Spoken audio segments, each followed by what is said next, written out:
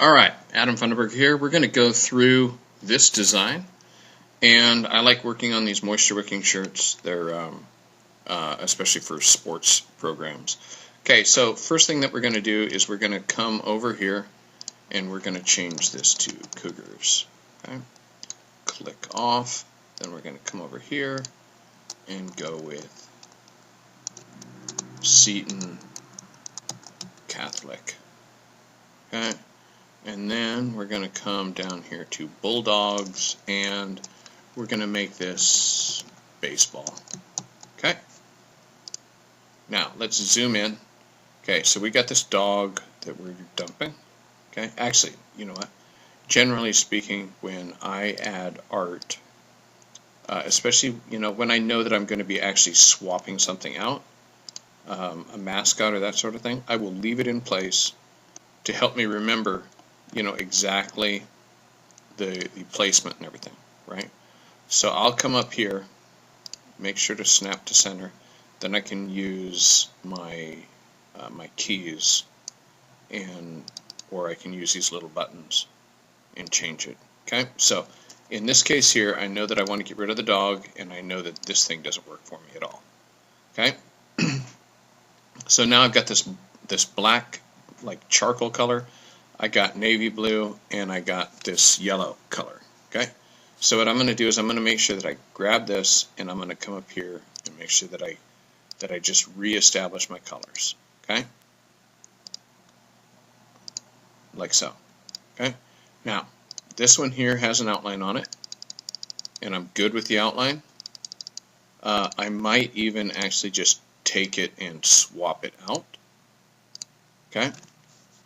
And then on this, I think I'm going to do the same thing.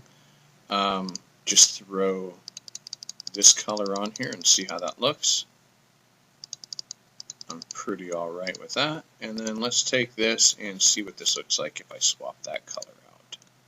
Nope, the navy definitely shows up better against the gray. So I've got a super simple design. If you want any help with understanding, how the text gets shaped, how to do spacing, kerning, whatever, there are plenty of other videos on my YouTube channel. And if you want to put distress, sometimes really, really, really sharp designs need to have some distress so that they don't look so clean and perfect. But again, that's a matter of taste entirely. Some of these textures are fantastic. Others are, I'm not really sure where, what place those things actually function well. But this tool here, as soon as you've saved this off, it's in my computer system, and we can download it and look at it, and you can call us and say, hey, you know what? I couldn't quite get my logo to line up with this. We've got this down here where you can leave notes, and then people can modify and fool around with stuff. But that is how that works. The designer is chock full of features. And so anyway, have fun with it. Design stuff. When you get done with the design, one of the things that I tell people to do all the time is click on this, rename it, and then after you've renamed it, it'll say, would you like to share it with somebody? I tell everybody, email it to yourself so that you have a link that goes straight to it, right? So that you don't have to come back here and sign in and that sort of thing. You can just go there and start fooling around.